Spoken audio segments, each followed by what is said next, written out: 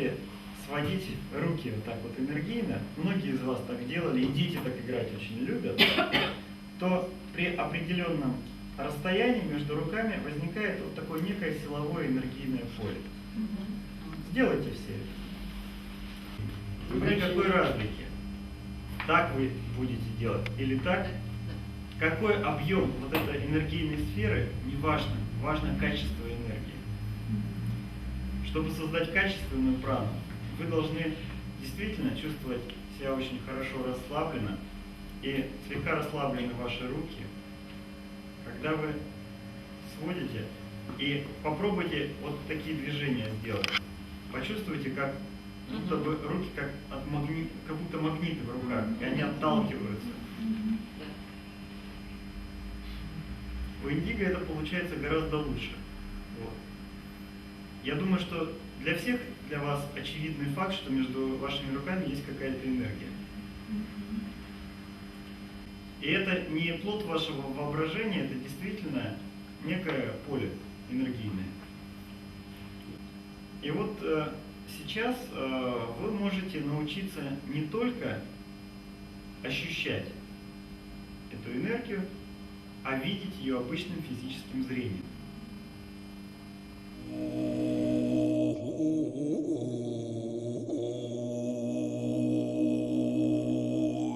Как осъществихте връзката си с вашия духовен учител Сатя Наньокари и на какво ви научи той? Какво наследство ви остави? У каждого из пазителей есть свои индивидуальные особенности.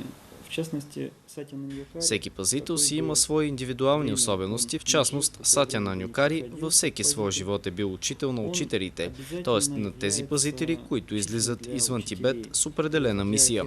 Всички велики учители, които познаваме от историята, тези пазители, които са идвали, всичките ги е подготвил Сатя Наньокари в различните си ипостаси или превъплъщения.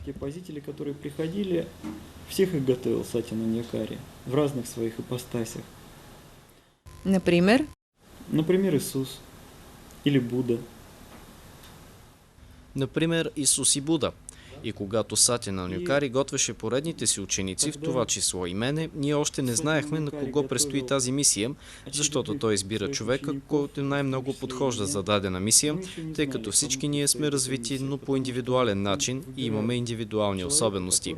Наиболее подходит для данной миссии. Хотя мы все развиты, каждый немножко по-своему, у каждого есть, как говорю, свои индивидуальные особенности.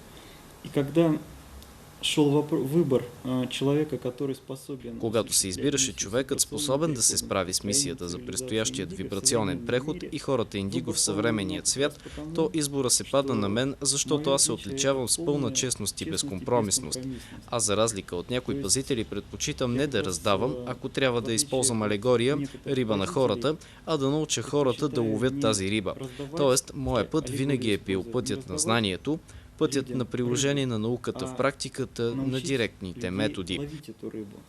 То есть мой путь – это всегда путь знания, навыков практических, директных методов. А так как сейчас время науки... Както сега е времето на науката, времето, когато много бързо трябва да се реагира на каквото и да е, именно научният подход, скептичният подход и директните методи се явиха определящи за избора на Сатя Наньокари. Определяющим для его выбора. Баба Ванга, срещата ви с нея? Встреча с Вангой произвела на меня очень хорошее впечатление, когда... Срещата с Ванга ми направи много добро впечатление. Когато работех в Академията на науките на Съветския съюз и заедно с известният съветски академик Воил Казначеев организирахме експедиции, за да се срещаме с феномени от различни страни, с хора, които проявяват много неспецифични и необикновени качества. Разбира се, не можехме да пропуснем Ванга, защото нейната слава и дерба бяха известни в цял свят. Ее дар, он был очень широко известен во всем мире. И Целью моей поездки в 1993 году к ней Целта на моето посещение при нея през 1993 година беше просто да се запознаем, да поговорим за нейните методи, за възможностите, за това как е протекал живота и до сега. Но този разговор придоби някои необичайни за мен посоки. Първо, тя каза, че е знаела за моето посещение, знае за моята мисия, която ми предстои в началото на следващото хилядолетие, дори каза, че тя ще започне след 15 години, като позна абсолютно точно годината, в която мисията започва. Абсолютно точно год, в который миссия начинается.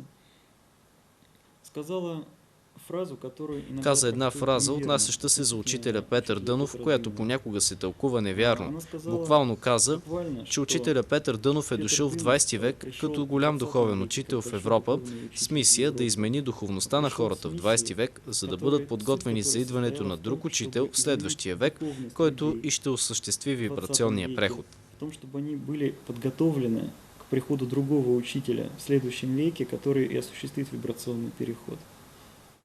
Имаше ли някакво по-специално отношение на Ванга към вас? Да, очень хороший у нас был с ней контакт. Да, получи се много добър контакт с нея. Може да се каже, че възникнаха добри приятелски отношения между колеги, които се занимават с много важни дела.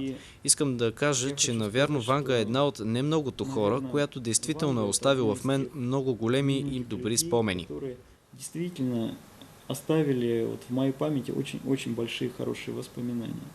Свободната воля на човека, съществува ли тя или съдбата на човека е предопределена? Нет, в жизни человека нет никакой предопределенности. Не, в живота на човека няма никаква предопределеност. Разбира се, когато той се ражда, сам избира своите родители, мястото на раждане, времето на раждане, всичко това зависи от него. Случват се и случайности, разбира се, но това не са случайности, наредени от някого, а просто събития, които се случват във физическия свят. Например, ако човек вече се намира в утробата на майка си, а майката, да речем, е блъсната от някой пиян шофьор и загива, то в това няма никаква кармическа предопределеност. Това е просто една случайност, разбира се, много неприятна за човека, който изобщо не е планирал. Когда Бог създавал души, Когато Бог създава душите, първото, за което се е погрижил, е всяка душа да си има свой индивидуален път и винаги да има свободата да избира. Затова е недопустимо каквато и да била манипулация със съзнанието на хората, каквото и да било вмешаване в свободата на избора на човека. Всеки човек живее свой собствен живот и няма право да се вмесва в живота на друг човек, карайки го да взима някакви решения или да извършва някакви действия. Затова, когато пазителите идваме и помагаме в развитието на човешката цивилизация, ние в никакъв случай не се вместваме в личностните процеси на който и да е човек. Ние сме само инструмент на Бога, а не някакъв апарат или машина, която по някакъв начин изменя живота на хората. Инструмент Бога, но никак не какой-то карающий аппарат или какой-то механизм, который способен изменять жизнь людей. Да, живота на хората се променя, но той се променя по техен собствен избор. Вие си спомняте всички ваши прераждания. Нека разкажем на нашите зрители факти от някой ваш минал живот, които биха били интересни за тях. У меня было несколько интересных инкарнаций, но, скажем... Аз съм имал няколко интересни инкарнации, но нека да кажем, че всяка инкарнация е път на духовния учител в своето време и в своето място. Сложно е да отделя само едно нещо, но мога да си спомня, например, за една моя инкарнация в 4-5 век в Британия, когато съм живял, ако трябва да използвам точната дума, като друид. Когда я жил как, если можно сказать, правильным словом все-таки это будет друид. Друид, който е живял и помагал на един от най-интересните персонажи за онова време, това е крал Вортигерн. Крал Вортигерн е легнал в основата на мита за легендата на крал Артур, но тази история не е много променена от съвремието. Действително, крал Вортигерн е бил един от дребните английски феодари по онова време, защото градът държава, който притежавал всеки феодал, е можел да наброява от 50 до 300 човека, като това включвало и прислугата, и войниците, както и неговите рицари. И прислугу, и солдат, и его рыцарей.